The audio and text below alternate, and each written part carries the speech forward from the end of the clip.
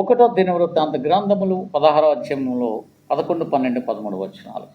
యెహోవాను ఆశ్రయించుడి, ఆయన బలమును ఆశ్రయించుడి, ఆయన సన్నిధి నిత్యము వెతుకుడి. ఆయన దాసులకు ఇజ్రాయేల్ వంశస్థులారా, ఆయన ఏర్పరచుకుని యాకోబు సంతతుల వారా, ఆయన చేసిన ఆశ్చర్య కార్యములను జ్ఞాపకము చేసుకొనిడి. ఆయన చూసు క్రియలను, ఆయన నోటి తీర్పులను జ్ఞాపకము చేసుకొనిడి. దేవునికి స్తోత్రం. ఈ లేఖనంలో మనం గమనించుకోవాల్సిన అంశం ఏంటంటే, దేవుణ్ణి ఆశ్రయించాలట. దేవుణ్ణి ఆశ్రయించాలట, ఆయన బలాన్ని ఆశ్రయించాలట. ఇంకేం చేయాలట? ఆయన సన్నిధి నిత్యము వెతకడి అంటున్నాడు. దేవునికి స్తోత్రం. మనము దేవుని ఆశ్రయించే వారిలాగా ఉన్నామా, లేకపోతే వేరుగా ఉన్నామా అన్నది ఒకసారి మనం పరిశీలించుకోవాల్సిన అంశం ఇక్కడ. దేవుణ్ణి ఆశ్రయించేవారుగా ఉన్నామా? మన ప్రతి పరిస్థితిలోనూ కూడా మనకి ఉదయం లేచిన దగ్గర నుంచి సాయంకాలం పడుకున్నంత వరకు కూడా ఏదో ఒక ఇబ్బంది, ఏదో ఒక కష్టమో, ఏదో ఒక పరిస్థితి ఎదురవుతూ ఉంది. మానవ జీవితం ఎలాగ ఉంటుందంటే యుద్ధము లాంటిది. ఏంటి? యుద్ధము లాంటిది. ఈ యుద్ధము నువ్వు చేస్తున్నావా? నీ తరపున దేవుడు చేస్తున్నాడా నీ జీవితంలో? ఒక్కసారి ఆలోచించు. వాక్యం అని చెప్తుందంటే యుద్ధము యెహోవాది అని ఉంది వాక్యం. కనుక యుద్ధం నువ్వు చేయాలనుకుంటే ఓడిపోతావు సుమి. కనుక నీ పక్షంగా యుద్ధం ఎవరు చేయాలి? దేవుడు చేయాలి. యుద్ధం నీ పక్షంగా దేవుడు చేయాలంటే నువ్వు ఆయన ఆశ్రయించాలా లేదా? నువ్వు ఆయన ఆశ్రయించకుండా మరి దేవుడు యుద్ధం చేయాలంటే ఎలాగా సాధ్యమది? ఒక్కసారి ఆలోచించు. కనికర సంపూర్ణుడు. మనకు తెలియకపోతే తెలిసేటట్టుగా ఎవరినొకరిని పంపి మనకి జ్ఞానాన్ని కలగజేస్తాడు, మనతో మాట్లాడతాడు, ఏదో రకంగా సత్యాన్ని మనకు తెలుపుతూ ఉంటాడు. కానీ ఇక్కడ మనం అర్థం చేసుకోవాల్సిన విషయం ఏంటంటే ఆయన ఆశ్రయించాలట. ఏం చేయాలి? ఆయన ఆశ్రయించాలట. ఆయన ఆశ్రయిస్తే మనము ఎలా ఉంటామంటే పూర్ణ శాంతి గలవారవుతామట. ఆయన ఆశ్రయిస్తే ఏమవుతాం? పూర్ణ శాంతి గలవారుగా. ఇప్పుడు ఈరోజు మీరు గమనించుకోండి, మీరందరూ కూడా పూర్ణ శాంతి గలవారుగా ఉన్నారా? మీరు ప్రశ్నించుకోండి ఒకసారి మీకు మీరుగా. ఏదో ఒక వేదన, ఏదో ఒక శోధన నీ హృదయాన్ని కదిలించేస్తుందా? ఒక్కసారి తెల్లవారి సూర్యుడు వస్తే భయం వేసేటట్టుగా ఉందా నీ బ్రతుకు? ఒకసారి ఆలోచించుకోవాల్సిన వారుగా ఉన్నాం కదా. ఎందుకు అలాగుంది అని అంటే మొదటగా మనం అర్థం చేసుకోవాల్సింది ఏంటంటే మన యొక్క ప్రతి పరిస్థితిలోనూ కూడా ఆయన్ని ఆశ్రయించేవారుగా లేమని అర్థం. ఆయన ఆశ్రయిస్తే ఎవరు విడిచిపెట్టడు. ఆయన కానీ మనం ఆశ్రయించమంటే ఆయన ఎట్టి పరిస్థితులను విడిచిపెట్టడు. తప్పనిసరిగా ఒక సరైన రుజువు ఇచ్చి, సరైన మనకి ఆయన వాక్యముతోటి మనల్ని బలపరిచి, మనల్ని నిలబెట్టి మన పక్షంగా ఆయన యుద్ధం చేసేస్తాడు. మన పక్షంగా ఏం చేస్తాడు? ఆయన యుద్ధం చేస్తాడు. అది కనుక ఇది మనం అర్థం చేసుకోవాలి. ఇది అర్థం చేయకుండా యుద్ధం మనమే చేద్దాము, యుద్ధం మనమే చేద్దామంటే అక్కడ ఏమవుతుంది? మనకి మన శక్తి సరిపోద్దా? మనం యుద్ధం ఎవరితో చేస్తున్నాం? ఎవరితో చేస్తున్నామమ్మా? చెప్పండి. నీకు ఎదురుగా ఒక మనుషుడు కనిపించవచ్చు, ఆ మనుషుడు నీకు శత్రువులాగా కనిపించవచ్చు. కానీ మనం యుద్ధం చేసేది ఎవరితోటి? ఆకాశ మండలం ఉన్న దురాత్మ సమూహములతోటి. ఎవరితోటి? ఆకాశ మండలం ఉన్న దురాత్మ సమూహములతోటి మనం యుద్ధం చేస్తున్నాం.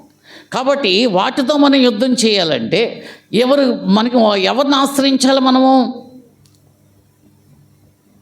ఆయన్ని, దేవుణ్ణి ఆశ్రయించాలి. ఆశ్రయించినప్పుడే మనము యుద్ధము మన పక్షంగా ఆయన యుద్ధం చేసి మనకి విజయాన్ని సమకూర్చగలవాడు. దేవునికి స్తోత్రం చెప్పండి. ఈరోజు అర్థం చేసుకో. అర్థమవుతుందా? ఆయన ఆశ్రయించే విధానాన్ని నువ్వు ఎంచుకుంటున్నావా? ఏదో రకంగా నా కష్టం తీరిపోవాలన్న ఆలోచన భావంతో కాలక్షేపం భక్తి చేస్తున్నాము. ఒక్కసారి చూడు, నీ కాలక్షేపం భక్తి ఏమవుతుందంటే అది నీకెందుకు ఉపయోగం లేని పరిస్థితి. నువ్వు కాలక్షేపానికి వస్తున్నావు కాబట్టి కాలక్షేపానికే నువ్వు నీ పరిస్థితులను తొడుక్కోవాల్సి వస్తుంది పరిస్థితి. కనుక నీ భక్తి యథార్థమైనది అంటే వాక్యం ఉంది, యథార్థ హృదయంలోకి ఆయన ఏ మేలు చేయక మానడు. దేవుడు ఉన్నాడని, ఆయన నా మనవి ఆలకిస్తున్నాడని, నా మనవి ఆలకించి నా పరిస్థితుల్లో ఆయన నాకు బదులుగా ఆయన యుద్ధం చేసి నాకు విజయము సమకూరుస్తాడని నమ్మాలట. నువ్వేదైతే అడుగుతున్నావో అది పొందుకున్నావనే నమ్మకంతో ప్రార్థన ఎప్పుడు చేయగలవు? మొదట ఆయన ఆశ్రయించావు, ఆయన ఉన్నాడని నమ్మితే. అంతేనా? నీ కష్టం వస్తే కష్టంలో ఏడుస్తున్నావు, బాధపడుతున్నావు తప్ప హృదయపూర్వకమైన విజ్ఞాపన చేయట్లేదు. ఎందుకంటే ఆయన ఆశ్రయిస్తే నువ్వు ఆ పని చేస్తావు. ఆయన ఆశ్రయిస్తే నువ్వేం చేస్తావు? హృదయపూర్వకమైన విజ్ఞాపనం చేస్తావు. నీ హృదయాంతరంగాల్ని దర్శించమని బతిమలాడి ప్రాధేయపడి, ప్రభు అవును ఏం చెప్తున్నారు ఒక్కసారి ఇవ్వనండి. యెహోవాను ఆశ్రయించుడి, ఆయన బలమును ఆశ్రయించుడి, ఆయన సన్నిధి నిత్యము వెతకుడి. ఆయన దాసులకు ఇజ్రాయేల్ వంశస్థులారా, ఆయన ఏర్పరచుకుని యాకోబు సంతతి వారలారా, ఆయన చేసిన కార్యములను జ్ఞాపకము చేసుకునడి. ఆయన చూసక్రియలను, ఆయన నోటి తీర్పులను జ్ఞాపకం చేసుకునడి. దేవునికి స్తోత్రం. ఎప్పుడు మనం ఆయన ఆశ్రయించగలుగుతాం అంటే దేవుణ్ణి మనం ఎప్పుడైతే విశ్వసించామో, విశ్వసించిన దగ్గర నుంచి మన జీవితంలో ఆయన చేసిన అద్భుతాలు, అనేక అద్భుతాలు చేశాడు. చేయలేదా? ఏమో చేశాడా? చేయలేదా? చేశాడు కదా. అనేక అద్భుతాలు మన పక్షంగా చేసినప్పుడు వాటిని మర్చిపోయి జీవిస్తున్నాం మనం. మనకి ఏ విషయం, లోకంలో విషయం ఏదైనా మనకు భయం వేస్తుంది అంటే అర్థం ఏంటంటే, ఎలాంటి కష్టం వచ్చినా సరే ఆ కష్టము నిన్ను భయపెట్టగలుగుతుంది అంటే అర్థం ఏంటంటే, ఈ రోజు వరకు ఆయన నీకు ఏ అద్భుతాలు చేశాడో అవి నీ దగ్గర లేవు, మర్చిపోయావు. అర్థమవుతుందా? ఒకసారి నీకు ఆయన చేసిన మేలు, ఆయన నీ పక్షంగా చేసిన యుద్ధం, నీ పక్షంగా యుద్ధం చేసి నిన్ను నిలబెట్టి ఇప్పటి వరకు కాచి కాపాడిన ఆయన చేసిన అద్భుతాలు నీ హృదయంలోంచి చెరిగిపోయాయి.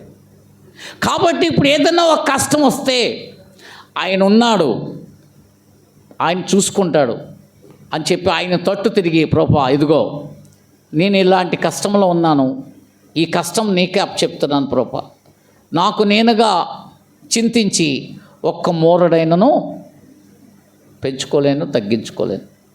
కనుక నా పరిస్థితుల్లో జయం ఇవ్వవలసిన వాడు నువ్వే. ఎందుకంటే అనేక సార్లు నేను చిక్కబడిపోయినప్పుడు, అనేక సార్లు నా బ్రతుకు అంధకారం అయిపోయినప్పుడు నన్ను విడవలేదు. నీ గొప్ప వెలుగు, ప్రకాశవంతమైన నీ గొప్ప వెలుగు నా మీద కుమ్మరించి ప్రకాశింపచేసి నన్ను విడిపించావు, నన్ను ఆదుకున్నావు. ఏ రోజు విడవలేదు. నేను ఎవరి మీదైతే నమ్మకాలు పెట్టుకున్నానో, ఎవరినైతే ఆశ్రయించానో, ఎవరినైతే ప్రభాదేనా ఈ యొక్క పరిధి వీళ్ళ వల్ల నా బ్రతుకు బాగుంటుంది అనుకున్నానో, వాళ్ళు నన్ను మోసం చేశారేమో కానీ నువ్వు మోసం చేయలేదు. ఎందుకంటే ప్రతి కష్టములోనూ, ప్రతి బాధలోనూ, వేదనలోనూ, దుఃఖములోనూ నువ్వు నాకున్నావు, నువ్వు నాకు తోడుగా ఉన్నావు, నన్ను ఓదార్చావు, నన్ను బలపరచావు. నేను కుసించిపోకుండా నాకున్న స్థితిలో, నేను పడిపోయే స్థితిలో నుంచి నేను దుఃఖపడకుండా ఆ స్థితిలో నుంచి నన్ను లేవనెత్తి నన్ను ఆదుకున్న దేవుడు కృప అన్న సత్యాన్ని నువ్వు పట్టుకుంటున్నావా? అలాగ నిలబడుతున్నావా? నువ్వు ఒక్కసారి ఆలోచించు.